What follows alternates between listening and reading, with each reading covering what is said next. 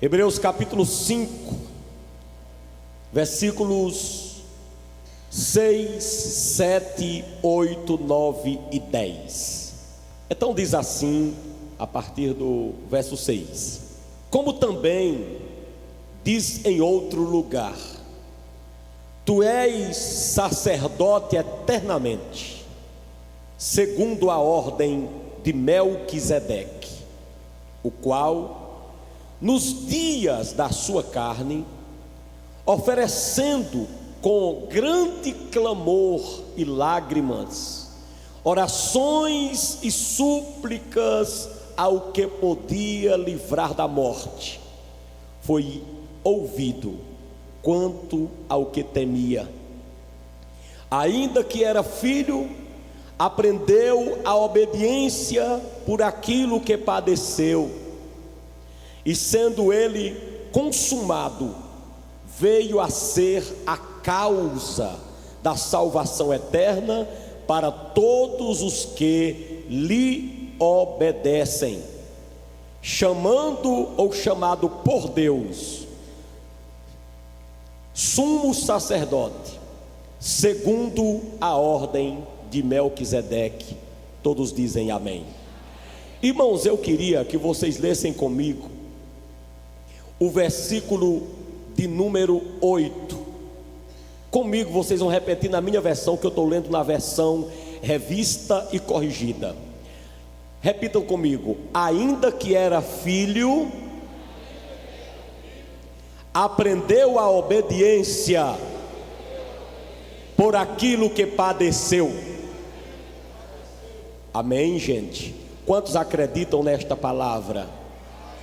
Então, quem acredita que Jesus Cristo ofereceu sua vida naquela noite no Getsemane, com orações, clamor e lágrima, quem acredita assim, solte a sua Bíblia e aplauda a palavra de Deus. Aplauda a palavra de Deus. E que aconteça nesta noite, como o profeta Isaías escreveu, que a palavra do Senhor vá e cumpra o propósito para o qual ela foi enviada, em nome de Jesus, amém. A agonia de Jesus no Getsemane. Esta semana, uma pastora que passou muitos anos aqui em Brego Santo, tem até uma participação na minha vida, ela viu a fotografia, uma foto aqui da igreja mostrando esse tema, e ela exclamou: quão profundo é esse tema. E é verdade, porque esse tema fala da postura, da situação do interior da alma de Jesus na quinta-feira à noite, antes de ser crucificado. O Getsemane de Jesus foi a sua agonia na alma, foi o seu transtorno psicológico, foi a sua pressão emocional. Getsemane para nós tem a mesma conotação. Quando nós passamos pelo Getsemane, é quando passamos por uma tristeza profunda, por uma tristeza às vezes com e sem explicação. O nosso Getsemane é aquele momento de tristeza, daquela angústia que às vezes não quer passar. Então nós temos aprendido desde domingo, que Jesus no Getsemane sofreu a pior angústia do mundo, ao ponto de sangrar. E o texto que nós lemos, principalmente no verso 7, diz que ele se ofereceu com grande clamor e lágrimas. Esse texto aponta diretamente para o Getsemane, quando Jesus chorava, quando Jesus clamava: se possível passe de mim esse cálice. Quando Jesus clamava: já que não é possível que se cumpra a tua vontade. Quando Jesus clamava: já que não é possível passar esse cálice, me ajude a bebê-lo, se referindo ao que ele iria enfrentar no outro dia, se referindo à cruz, se referindo às chicotadas, e mais precisamente se referindo ao terror eterno que nós deveríamos sofrer e que ele sofreu. E o texto ainda diz que ele oferecia orações e súplicas a quem podia livrá-lo da morte. É claro que ele disse: Pai, tudo tu podes, porque Deus pode livrar da morte a quem ele quiser. Mas ele não queria livrar o Filho de Deus da morte. Se ele livrasse Jesus da morte, é claro que nós iríamos morrer, e morreríamos de todo jeito, de várias maneiras. Os irmãos e irmãs sabem que a palavra morte significa separação, e a Bíblia fala de alguns tipos de morte.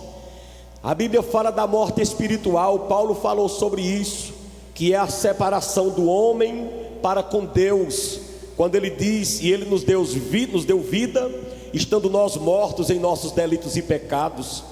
Então existe a morte espiritual, existe também a morte física. Está escrito que o homem nasceu uma vez e ele está condenado à morte. O salário do pecado é a morte. Fala da morte física, é a separação do espírito e do corpo. Mas a Bíblia fala também da morte eterna. Diz que as pessoas que no futuro, depois do milênio, não forem achadas inscritas no livro da vida, serão lançadas no lago de fogo. Esta é a segunda morte. Então essa morte, chamada de segunda morte, na verdade é o terceiro tipo de morte. É a separação para toda a eternidade da pessoa de Deus. Mas existe um quarto tipo de morte. Paulo falou que quando nós aceitamos Jesus, nós estamos mortos para o pecado. Isso está escrito no livro dos Romanos, na carta de Paulo aos Romanos. Então quando você aceita Jesus, você morreu para o pecado. Esse é o quarto tipo de morte. Esse quarto tipo de morte significa dizer que quando a gente aceita Jesus, a gente não se dá mais com o pecado. Quando você vê uma pessoa que se diz ter se convertido, mas se dá muito bem com o pecado, há de se duvidar se essa pessoa aceitou Jesus de fato. Porque na hora que a gente aceita Jesus, a gente recebe uma nova natureza. Então a natureza do pecado já não bate mais com a natureza de Deus que está em nós. Paulo diz que aqueles que receberam Cristo morreram para o pecado. Esse é o quarto tipo de morte. Mas lá no Salmo de número 116 fala de um quinto tipo de morte, que é a morte da alma. Quando ele pede a Deus que o livre da morte, livre sua alma da morte. E quando ele emite outras palavras semelhantes à morte da alma, ele fala de angústia do inferno.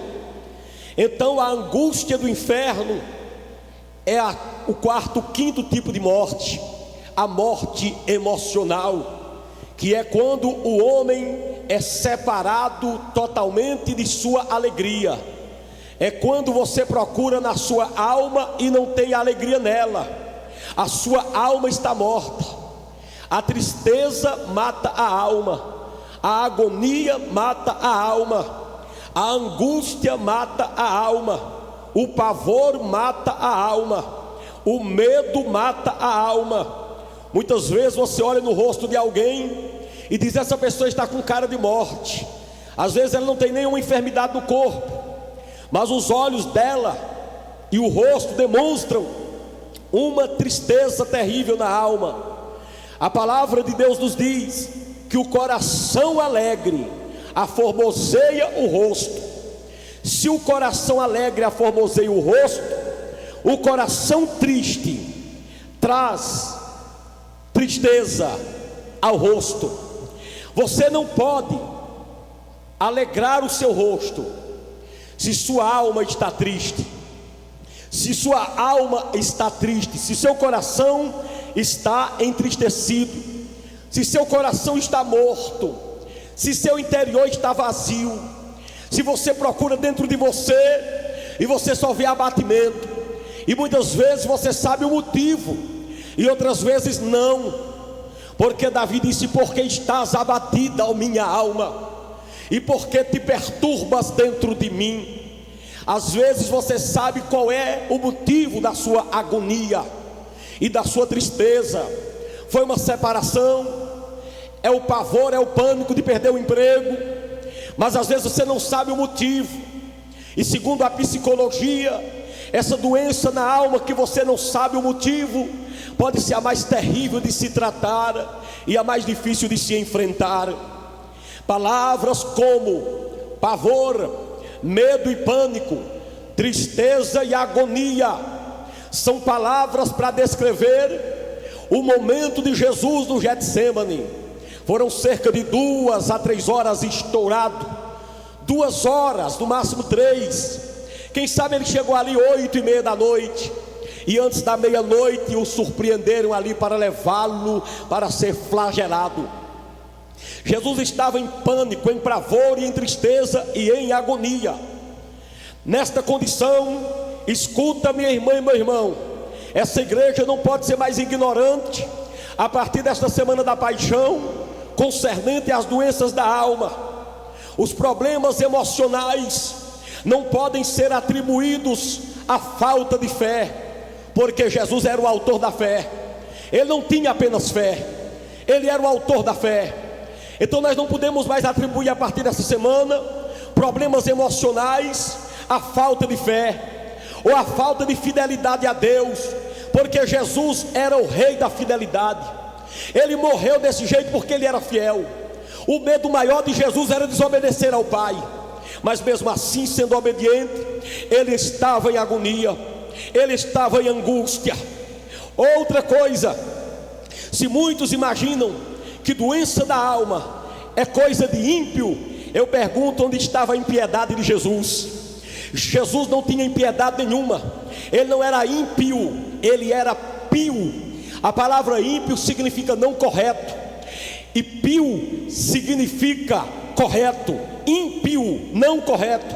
Jesus era correto em tudo. A Bíblia Sagrada diz que ele não tinha defeito, aleluia. Então ele não estava com a doença na alma porque tinha defeito, porque era ímpio, porque não tinha fé, porque era desobediente. Era um momento. Doença na alma são circunstanciais, como doença no corpo, doença no espírito, doença na alma e doença no corpo. Existem nas 3 áreas do homem.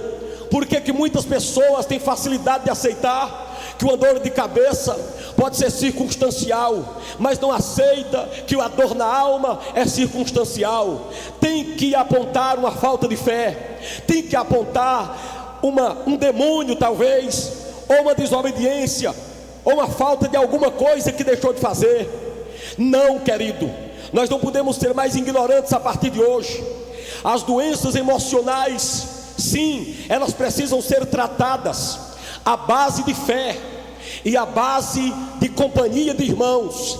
A partir dessa semana, nós temos que inculcar em nossa mente que está doente de angústia, doente de agonia, talvez até depressivo, transtornado e apavorado, trêmulo. Não, nós não podemos atribuir mais a uma obra do diabo dentro de uma pessoa. Bispo, isso não pode acontecer? Pode. A depressão de Saul era um demônio, mas a de Elias não era. O homem precisa saber diferenciar as coisas. Saul estava aprisionado numa depressão, era um demônio. Quando Davi tocava, ele se acalmava. Mas a depressão de Elias não era um demônio, de forma nenhuma. Assim como epilepsia, tem um epiléptico na Bíblia que é um demônio, mas muitas epilepsias são problemas nos nervos, problemas no cérebro. O homem precisa saber diferenciar as coisas. Onde é que está o vento do Espírito e onde é que está o vento do diabo? O homem precisa saber diferenciar as coisas. Onde é que o fogo do Espírito Santo está e o fogo estranho está? Na palavra de Deus, nem todos os terremotos são do diabo. Tem um terremoto do diabo e tem um terremoto de Deus. Nem todo fogo é de Deus. Tem o fogo de Deus e o fogo do diabo. Por isso que a palavra de Deus manda que o homem busque discernimento espiritual. Se existem pessoas que são como Saul, que desobedeceram a Deus e perseguiram Davi, e se tornaram depressivos por causa de um demônio, mas Jesus Cristo não perseguiu Davi. Ele era o filho de Davi, obediente em tudo. Então onde era que estava a desobediência de Jesus? Para ele estar depressivo, para ele estar deprimido, para ele estar transtornado, apavorado, como o presbítero Júnior leu. Onde estava a sua desobediência? Não, ele não desobedeceu. Pelo contrário, ele era um homem de fé. Mas ele ali nos dá um diagnóstico. Aliás, ele nos dá um caminho. Como melhor tratar de uma depressão? Júnior disse no início, o presbítero dirigente do culto, Jesus escolheu 3 para estarem com ele, apesar daqueles 3 terem dormido, mas eram neles 3 que Jesus queria ter se apoiado, era naqueles 3 que Jesus queria ter todo o apoio naquela hora, e ele teve até certo momento. Eu quero dizer a você, pegue essa palavra que o presbítero disse aqui, e se coloque à disposição de Deus. Sabe para quê?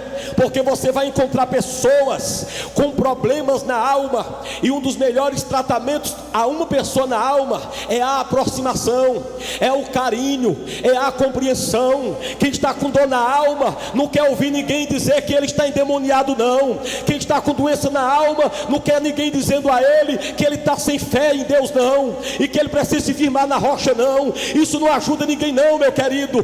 Quem precisa, quem está com dor na alma, precisa do que Jesus precisou. Vocês têm que vigiar comigo. Eu estou angustiado, fiquem perto de mim. Eu preciso do abraço de vocês. Se acorda, Pedro, eu estou suando, estou sangrando de nervosismo, estou angustiado. Meu irmão, eu quero dizer a você, nós precisamos abrir o coração para, ao invés de atirar pedra em quem está com problema na alma, nos disponibilizarmos para abraçá-los e fazermos-lhes companhia.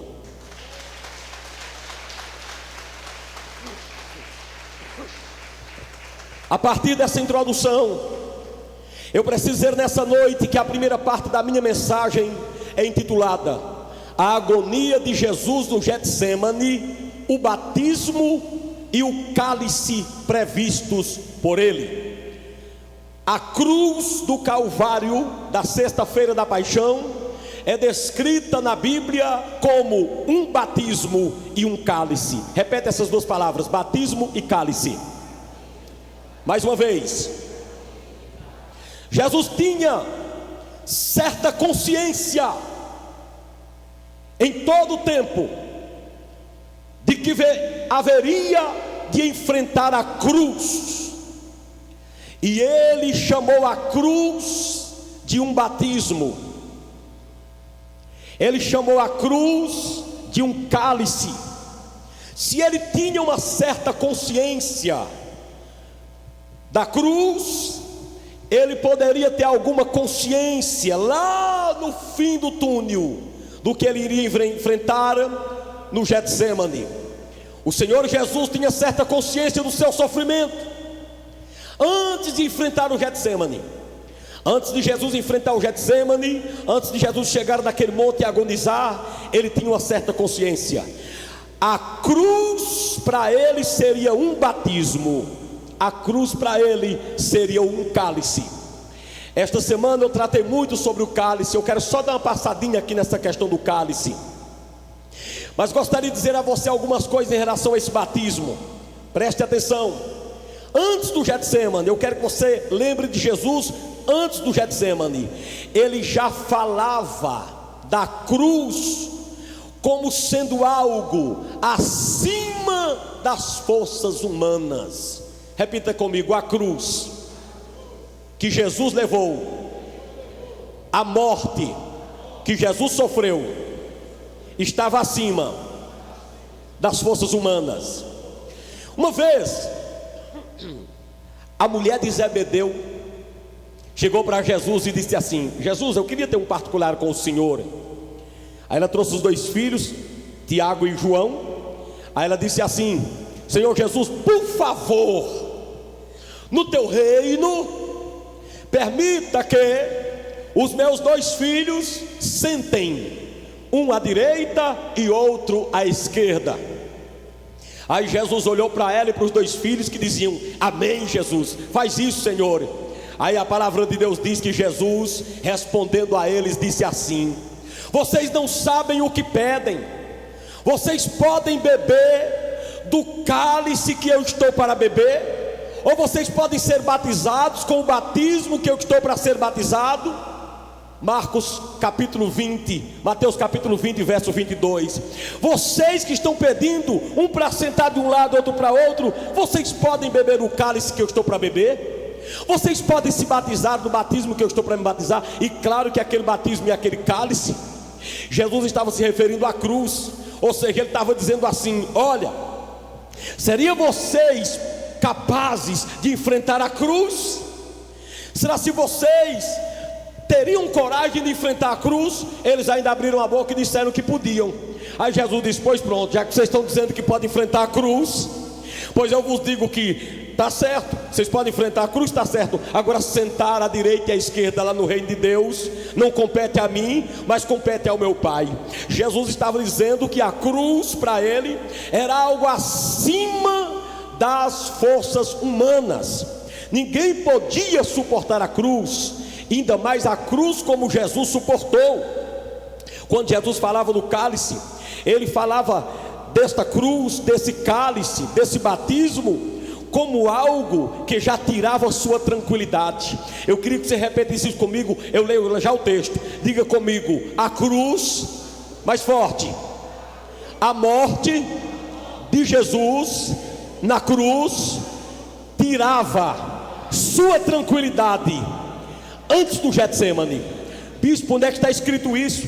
Depois você confere Lucas 20, verso 50. Lucas 20, 50, lá está escrito: importa, porém, que eu seja batizado com o batismo, e como me angustio até eu vê-lo se cumprindo. Jesus já tinha problema emocional antes do Getsemane. Se você analisar na Bíblia, Jesus era emotivo, do jeito que você é. Evangelista Edmilson, Jesus está dizendo aqui para os seus discípulos: eu tenho um batismo para ser batizado com ele, eu tenho um cálice para ser bebido, mas eu me angustio quando eu penso nesse cálice. Oh, meu querido, Jesus não era de aço, Jesus não era de ferro, Jesus não era de pedra, Jesus era de carne. Ele tinha sentimentos que nem você. Ele viu todo o inferno e seu sofrimento infernal no Getsemane. Mas antes de chegar no Getsemane, de vez em quando, escute ali para cá, de vez em quando ele tinha um flash, de vez em quando ele tinha uma cena passando em sua frente. Ele na cruz, de vez em quando passava na frente ele sendo crucificado. De vez em quando passava na sua frente o inferno que ele teria que enfrentar, as dores do inferno que ele teria que enfrentar. E ainda aconteceu uma vez isso, no capítulo 17 de São Mateus, quando Pedro, Tiago e João sobem no Monte da Transfiguração. Leia que lá aparece Moisés e aparece Elias, e a Bíblia diz que Jesus estava conversando com os dois. E olha lá qual era o assunto que os dois estavam conversando. Estavam conversando sobre sua morte, sobre sua partida. Ali certamente o assunto era esse: chicotes, coroa, inferno, dores e morte, zombaria, cusparada. Então de vez em quando alguma coisa acontecia, que a cruz, durante os 33 anos de Jesus, passava em sua frente, e ele via, e a Bíblia diz que ele se atordoava com isso, ele se angustiava com isso. Mas era aquela angústia que vinha e voltava, era aquela angústia que não morava, era aquela angústia que de vez em quando te pega no pé do teu fogão, era aquela angústia que de vez em quando te pega na sala de aula, é aquela angústia que muitas vezes te pega dentro de um ônibus, é aquela angústia que muitas vezes vai e vem quando você está no seu trabalho, e de repente aquela angústia vem, fecha você por dentro, e você pensa que vai infartar, e você pensa que é o fim, e você se pergunta: por que é que eu estou sofrendo? Aquela angústia que pega você, de repente ela vai e vem. A do Getsemane foi diferente, ela durou várias horas, ela durou mais, mas Jesus disse: de vez em quando eu me angustio. Ele diz claramente: eu me angustio. E como me angustio, e como me angustio. Tinha horas que Jesus ia dormir, e de repente ele começava a ver passando em sua frente a cruz, e diz que ele se angustiava por isso. Não pense que Jesus era um homem de aço, que não tinha sentimentos. Por isso que a Bíblia diz: tende o mesmo sentimento que houve em Cristo Jesus, porque Jesus era um homem sentimental. Ele já se angustiava quanto a isso, isso já tirava sua tranquilidade. Então falta de tranquilidade e falta de paz em alguns dias, não fique pensando que é porque você não tem fé, porque o homem de maior fé em sua vida pode ser exatamente esse que se angustia na noite do Getsemane e antes do Getsemane.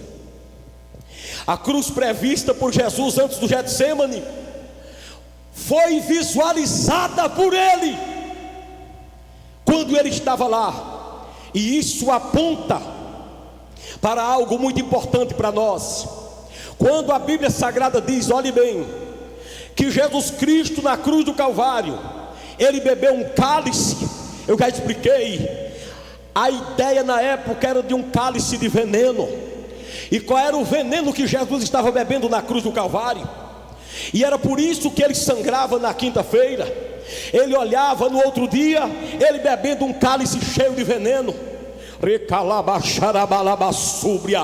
E qual era o veneno que Jesus estava se vendo bebendo? Era o teu veneno, meu irmão. Era o veneno do meu pecado. Pecado é veneno, pecado mata. Por isso que a Bíblia diz que o salário do pecado é a morte. É tanto que Jesus morreu por causa do pecado, não do dele, mas do seu. O pecado é tão terrível que mata seu corpo, e ainda matou o corpo de Cristo. Ele teria que morrer. O salário do pecado é a morte.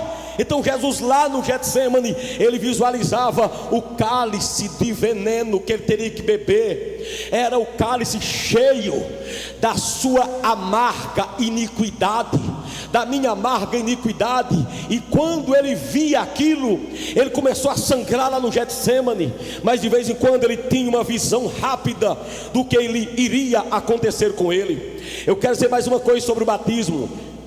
Quando a palavra de Deus diz, que Jesus Cristo foi batizado com um batismo diferente, não se refere ao batismo nas águas. Você sabe que Jesus viveu 30 anos, nem era batizado nas águas e nem no Espírito Santo.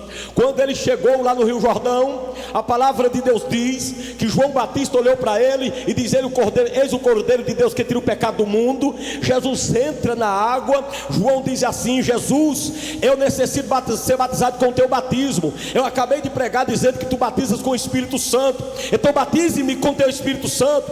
Eu que preciso ser batizado com o teu batismo, e tu vens para se batizar com o meu. Jesus disse: João, para de conversa, João. Eu não vim para cumprir ritualismo, eu vim para obedecer ao Pai. Importa que minha vida seja uma vida de obediência. Importa que eu seja batizado. Me batiza, João. Aí João batiza Jesus. Naquela hora ele é batizado das águas. Quando ele se levanta, o Espírito Santo desce e entra sobre Jesus. Aí a partir daquele momento, a Bíblia diz que ele começou a curar enfermos, conforme escreveu o Dr. Lucas. E Jesus foi ungido com o Espírito Santo e passou a fazer o bem e curar todos os oprimidos do diabo. Jesus tinha sido batizado nas águas e no Espírito Santo já. Então ele não tinha necessidade de falar de outro batismo na nossa mente. Então não tinha necessidade de falar do batismo das águas mais, ou necessidade de falar do batismo do Espírito Santo. É isso que eu quero dizer, porque ele já tinha passado por essa experiência. Quando ele diz: eu tenho que ser batizado com batismo, e me angustio quando penso nele, ele está falando da cruz. E o que é que significa esse batismo na cruz? É uma outra figura, assim como o cálice é uma figura do veneno. O batismo, para você entender isso, você precisa entender o que significa a palavra batismo. Na língua grega, a palavra batismo não se chama batismo, chama-se batipus. A palavra batipus significa mergulhar, significa ser imergido, significa entrar dentro do ambiente e depois sair todo comprometido com aquele líquido ou sólido onde ele mergulhou. Então, meu querido, olhe para aqui. Quando a Bíblia Sagrada diz que a cruz foi um batismo em Jesus, você tem que ter ideia por quê. Batismo porque Jesus mergulhou naquele dia no mais profundo da sua agonia e dor. A Bíblia mostra que foi um batismo. E ele mergulhou em quê? Entre tantas coisas que ele mergulhou no mundo da tristeza, ele mergulhou no mundo da tristeza emocional, no mundo da depressão, no mundo da angústia. Mas ele também mergulhou no seu sangue. Não somente na cruz, mas no Getsemane, ele tinha sangue em toda parte do corpo, por dentro dos olhos, dentro dos ouvidos, dentro do seu nariz. Havia sangue em Jesus. Ele estava mergulhado no seu próprio sangue. Quem olhasse para Jesus no jardim teria a impressão de que ele tinha dado um mergulho dentro do sangue, evangelista Edmilson. Quem olhasse para Jesus no jardim, na hora que ele saiu de lá, teria a impressão que ele tinha mergulhado numa piscina de sangue. Só que ele não tinha mergulhado nessa piscina de sangue, ele tinha mergulhado no seu próprio sangue. E eu gostaria que você que está aqui nesta noite prestasse muita atenção a isso. O Getsemane parece ter sido uma surpresa para Jesus. Preste atenção, lá no Getsemane, quando Jesus pisa lá, ele se angustia, mas ele não sobe daquele jeito. Júnior, presbítero Júnior, evangelista Francismar, é quando Jesus chega lá que ele diz: eu começo a me angustiar agora. Significava dizer, parece-nos. E esse parece-nos, queridos, por favor, entenda uma palavra que eu estou dizendo para dizer que eu vejo, eu creio assim. Olha, querido, tudo que se passou na sexta-feira da paixão, 25 coisas, 25 fatos que eu tenho em mente agora, que aconteceram na sexta-feira santa, estão todas descritas no Antigo Testamento. A coroa, as moedas, a traição de Judas, tudo, a ignorância dos soldados, ao sofrimento total. Só que você não vê na Bíblia profecia explícita quanto ao Getsemane. Só está profetizado as dores do corpo de Jesus, não estão profetizadas as dores da alma. Isso não está explícito nas Escrituras. Tem alguns textos que se parecem com isso, mas não está devidamente claro quanto à traição de Judas, quanto às moedas, quanto ser abandonado pelas ovelhas. Tudo está profetizado na sexta-feira. Então Jesus já parte para a cruz sabendo que aquilo teria que se cumprir, porque está na Bíblia, porque está no Antigo Testamento. Mas quando trata da dor da alma, Jesus não sabia de nada. Eu estou falando de Jesus homem, não tinha nada profetizado. Você vai no Getsemane, lá você vai sangrar, vai se angustiar, lá você vai ficar abandonado, vai procurar ajuda, seus discípulos vão dormir. Não tinha coisas assim. O Getsemane foi uma surpresa. E eu gostaria de dizer a você, por que será que nós vemos na Bíblia uma tamanha revelação do Calvário, mas não vemos tamanha revelação do Getsemane? Seria mais difícil saber da dor do Getsemane do que da dor do Calvário? Quem está me ouvindo? Quem está me entendendo o que eu estou falando? Seria mais difícil prever o Getsemane, Nicanto e Canalabaxé. Seria mais difícil prever o Getsemane do que o Calvário? Será se você com isso não aprenderia alguma coisa? E eu? Seria a dor do Getsemane, que é a dor da alma, maior de se enfrentar, pior de se encarar do que o Calvário. Por que que Deus revela o Calvário e não revela o Getsemane? Parece que até na Bíblia essa questão de Getsemane, essa questão da alma, é colocado num patamar especial, para nos chamar a atenção. Por que Jesus não se comporta na cruz com o mesmo desespero que ele se comportou no Getsemane? Quem está me ouvindo, dê glória a Deus. Por que ele não se comporta diante da cruz, diante dos seus argozes, do jeito que ele se comportou lá em cima do Getsemane? Eu faço uma outra pergunta: Por que, irmãos, que tem tanta gente para acolher e para presenciar o Calvário, mas tem tanta pouca gente para ver o nosso Getsêmani? Por que que diante da cruz, apesar de terem pessoas ali dizendo: vai morrer, eu quero que você morra, mas quantas pessoas estavam chorando ali? Esse homem era um homem bom, não deveria morrer. Os discípulos ali de frente, José de Arimateia também importando com aquela dor, até com o homem depois de morto, teve que se importasse, porque tanta gente diante do Calvário, do nosso Calvário físico, e tão pouca gente, praticamente ninguém, quando a questão é óbvio, aqui. Será se existe um tipo de gente mais abandonado do que um depressivo em alto grau? Quantos de nós visitamos um depressivo semanalmente? Quantos de nós visitamos pessoas doentes no físico? Quantos de nós, quando alguém diz: estou com dor no coração, estou com dor na coluna, estou com dor na perna, quantos de nós batemos logo em cima? Vamos orar, vamos fazer uma arrecadação, vamos fazer alguma coisa aqui para mudar essa circunstância, porque a dor no físico, Calvário.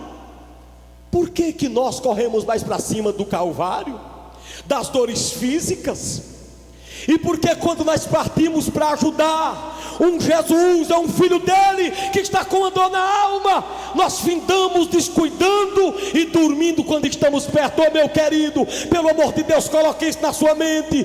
Tanto quanto uma pessoa doente no físico, quem está doente na alma precisa de um abraço. Quem está compreendendo, rasga um glória a Deus aqui. Levante a mão, pelo amor de Deus, e diga: me ajude a me aproximar do Getsêmani, das pessoas, assim como eu me aproximo de alguém que está no Calvário. Olhe para a pessoa que está perto de você e diga: eu te amo em Cristo Jesus.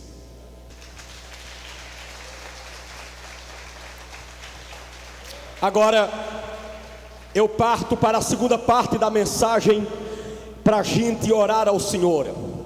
A segunda parte da mensagem é a agonia de Jesus no Getsêmani e a cura que ela produziu. Vale até um glória a Deus. A agonia de Jesus no Getsêmani e a cura que ela produziu. Irmãos, segundo as Escrituras, a dor de Jesus naquela noite foi no corpo e foi na alma. Foi na alma na quinta e no corpo no outro dia. É isso que eu quero dizer. Uma das três partes do corpo é a alma. A Bíblia bota numa escala, eu já falei. Em primeiro lugar o espírito, repete, espírito. Em segundo lugar a alma, fala alma. Em terceiro lugar o corpo, fala corpo. Primeiro tem que zelar do espírito, depois tem que zelar da alma, depois tem que zelar do corpo. 1 Tessalonicenses capítulo 5, verso 23. Você zele naquela proporção, naquela ordem. Cuide mais do seu espírito, leia mais a palavra, coma mais Bíblia. Isso, depois você cuidar do seu espírito, cuide de sua alma. Porque se você cuidar do seu corpo e não cuidar de sua alma, você vai ter um corpo robusto, muito bonito, mas uma alma dizendo que você não é ninguém. Por isso que tem pessoas que fogem de si e morrem, tem desejo de morrer, porque o corpo está sadio, mas a alma está doente. Pela afirmação de Isaías 53, Jesus conquistaria, diga minha conquista, mais forte, Jesus conquistaria nossa vitória plena na cruz do Calvário. Inclusive, quando Jesus estava ali do Getsêmani ao Calvário, Ele conquistou nossa vitória emocional. Respire da glória a Deus aí, por favor. Mais uma vez, vai. Levante a mão e diga: eu recebo a palavra de Deus na minha vida. Jesus Cristo, na cruz do Calvário, comprou a minha saúde na alma. Respira e dá glória. A palavra de Deus diz: o castigo que nos traz a paz estava sobre ele, e pelas suas pisaduras fomos sarados. Digam amém. Isaías 53 diz: quando Jesus morreu na cruz, evangelista, diz ali: o castigo que nos traz a paz. E o que é paz? É saúde na alma. Oh glória, quem glorifica a Deus. Ele, quando passou tudo aquilo, quando sua alma doeu, quando ele sentiu angústia, foi para curar a nossa alma. Recebe a paz de Deus na tua alma. A Bíblia diz: a minha paz eu vos dou, não a dou como o mundo a dá. Então recebe a paz que vem do céu na tua alma agora. Fica livre deste mal. Jesus conquistou a tua saúde emocional. Chamai a soria calabachúbia. O castigo que nos traz a paz estava sobre ele.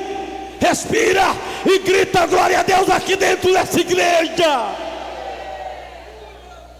Eu estou me preparando para terminar, mas deixa eu dizer 3 coisinhas. Primeiro, por que tanta discriminação com doenças emocionais? Olhe para mim. Você já percebeu que as doenças emocionais são tão discriminadas? Um doente emocionalmente falando, ele é discriminado demais.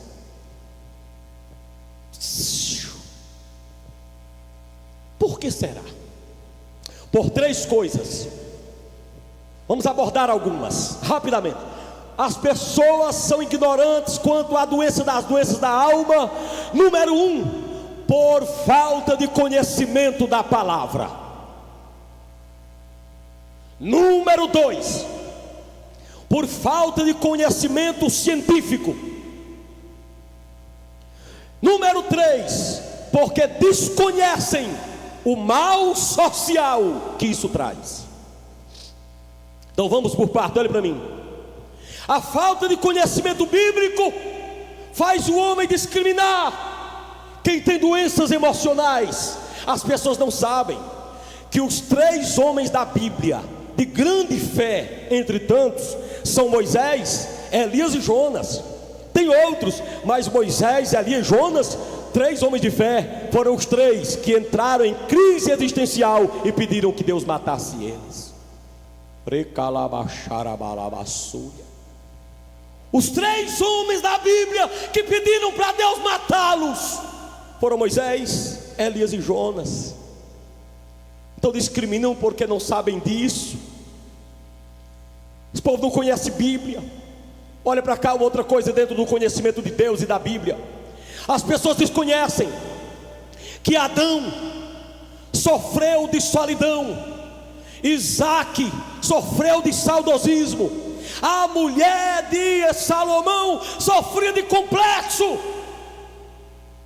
E Deus usou Eva para curar Adão da solidão, usou a esposa de Isaac para curá-lo do saudosismo, e usou a voz, as palavras de Salomão para curar uma mulher que tinha medo de se apresentar ao povo por causa da sua cor negra. Ela dizia: eu sou preta, mas sou bonita. Eu sou preta porque o sol me queimou. Ela tinha complexo, mas quando Salomão chega, ele disse: esfria a cabeça, você é a mais bonita entre as mulheres. Aí Deus usou aquelas palavras e ela disse: ah, sou mesmo, eu sou a rosa de Saron e o lírio dos vales.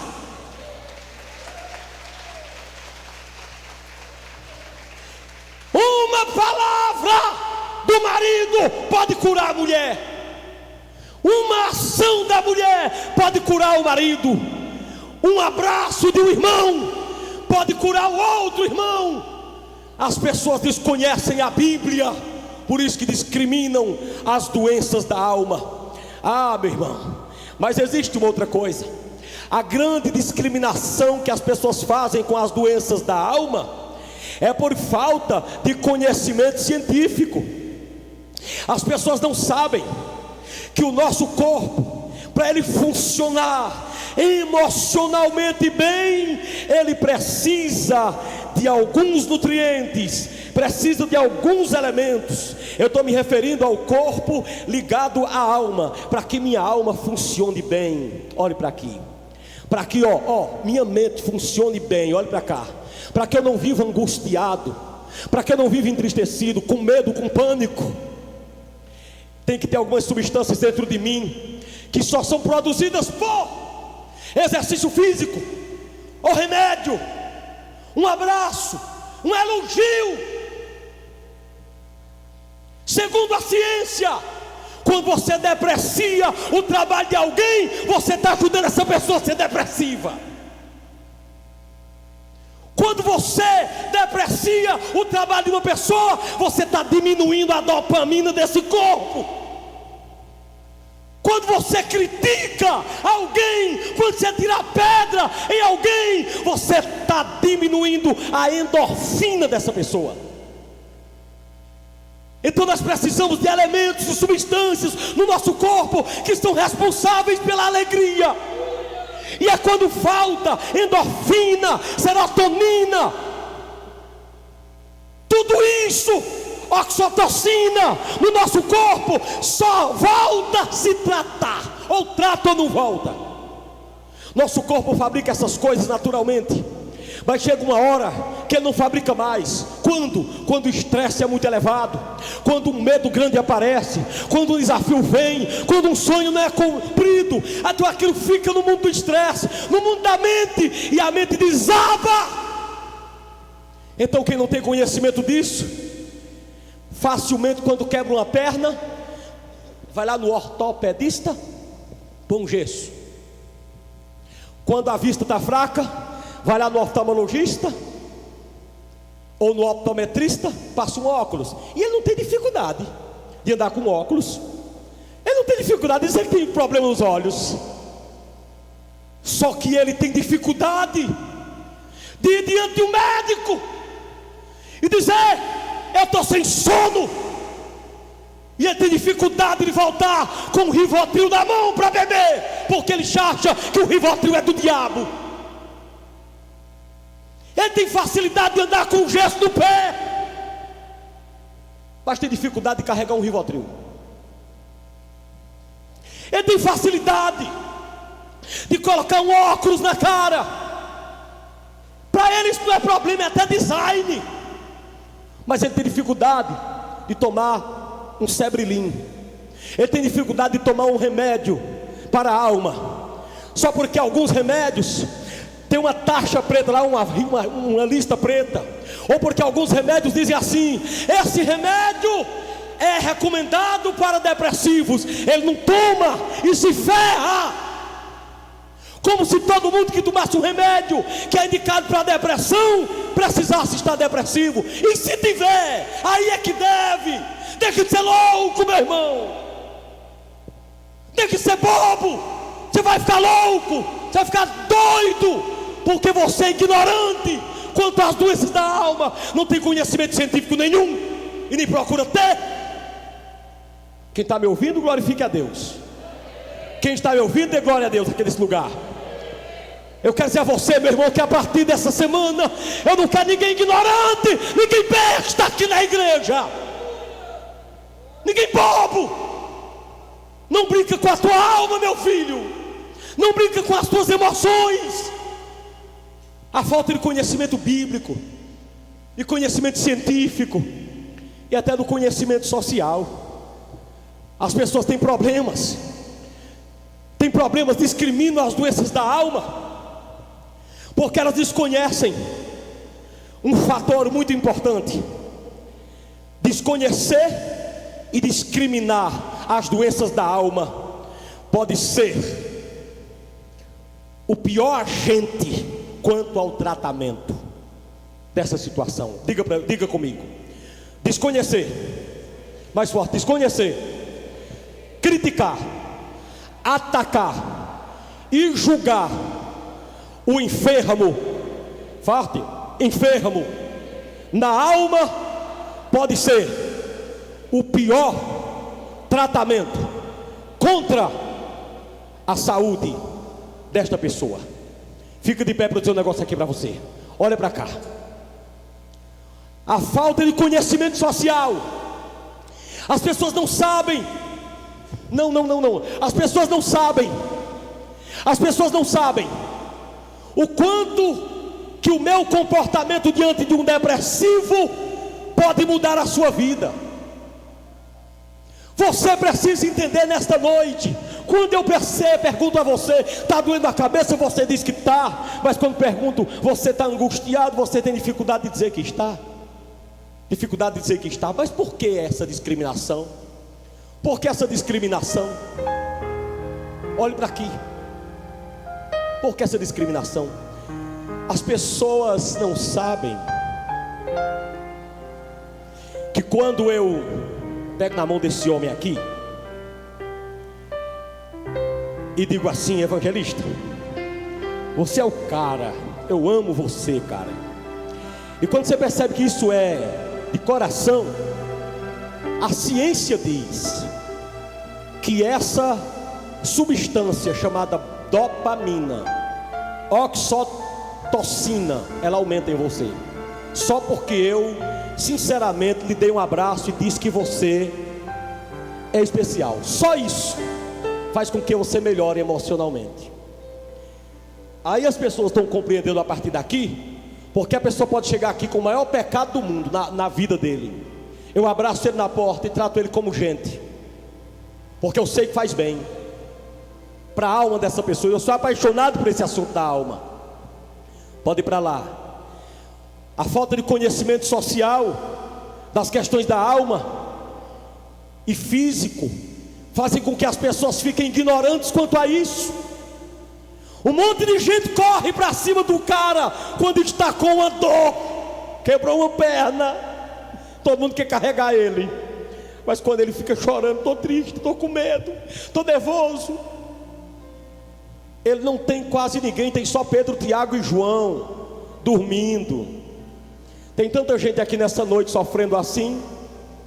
Você é uma, minha filha, de Calabassúria.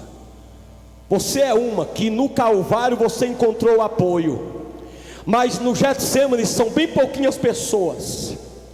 Jesus está me revelando tudo da tua alma, e eu quero dizer a tu nesta noite que hoje à noite Jesus vai te abraçar nesse lugar, porque Ele é Deus. Quem pode glorificar aquele que vive e reina para sempre?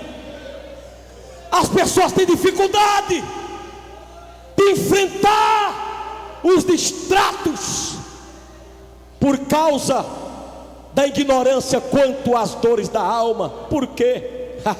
Olha para mim, filho.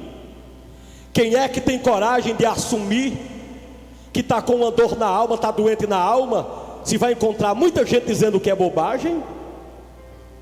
Eu estou triste, triste, triste. Você encontra um irmão, uma irmã e diz: estou triste. Ele vai dizer: isso é bobagem, isso é coisa de tua cabeça. Minha igreja, para com isso. As pessoas não vão ter coragem de se abrir contigo se você diz que é bobagem. Quem se atreve a assumir que está com a dor na alma, se vai encontrar um montão de crente que arrota santidade, dizendo: isso é falta de fé. Quem é que está numa igreja há 20 anos, 30 anos, que não saiu dela ainda, e agora está com a dor na alma e é falta de fé? Então como que eu vou me abrir? Quem vai se abrir assumindo que está com a dor na alma, se vai encontrar um bocado de crente dizendo: é coisa do Satanás? Eu vou me abrir? Se encontro alguém dizendo que é coisa do diabo dentro de mim, se eu aceitei Jesus, como é que essa praga pode estar dentro de mim? Se eu aceitei o Espírito Santo, como é que esse capeta pode entrar em mim? Porque dentro de mim só mora um, ou Deus ou o diabo. E eu escolhi Deus há 30 anos. Quem glorifica a Deus? Pode ser, pode aplaudir. Nós temos que parar com isso. Quem é que vai assumir que está com a dor na alma? Se assumir, vai encontrar uma que abraça e 1000 que vai dizer: você está ficando é louco. Quem é que quer levar nome de louco? É por isso que as pessoas chegam no meu consultório com a mão cheia de Rivotril, Sebrilin, tantos outros problemas, remédio da alma, escondido debaixo de dentro de uma bolsa, e me mostra, olhando para trás se alguém não está vendo, porque tem vergonha. Eu não estou dizendo que você deve tirar foto dos seus medicamentos e colocar na internet. Eu só quero dizer que se você precisa, você tem que deixar de ser ignorante e tomar até Jesus agir de outra forma. Quem é que vai confessar que está com uma doença na alma, se a maioria das pessoas diz: ele está querendo chamar atenção para si? Olha esse tremendo, todo suado.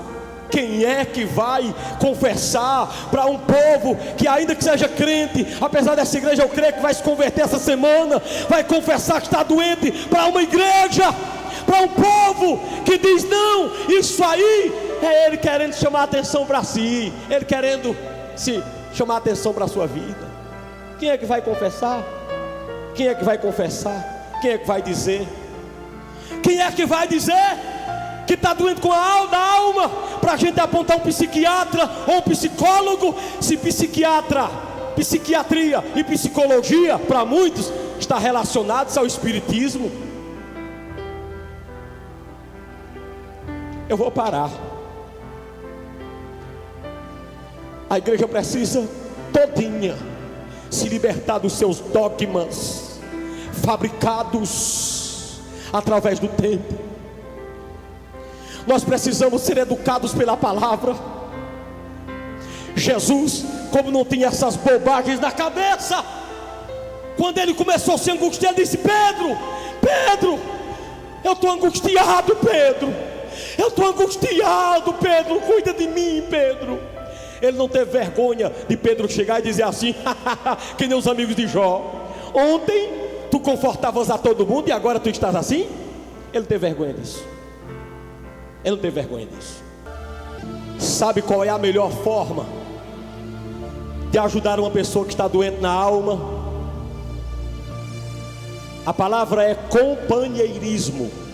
Foi isso que Jesus pediu: me acompanhem.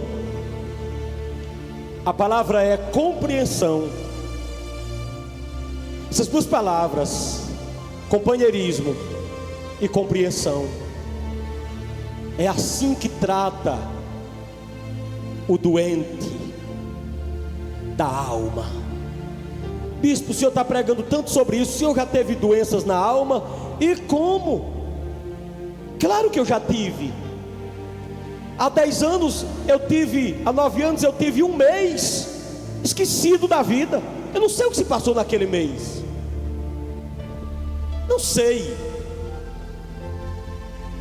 O que era aquilo, bispo? Fobia social aguda, a um passo de síndrome do pânico. Não trate não. Bispo, o que foi que lhe curou? Lhe ajudou? Foi remédio? Ajudou. Mas eu vou dizer uma coisa que me ajudou mais do que remédio. Aquela mulher, a minha esposa, se não fosse ela, eu não teria conseguido. Porque ela me abraçava, colocava a mão em cima do meu ombro e lia a Bíblia para mim e dizia: nós vamos vencer. E eu dizia: será se eu saio dessa? E ela dizia: claro que vai. Ali a Bíblia. Teve muitos médicos visitados, médicos que eu ia de dia e de noite.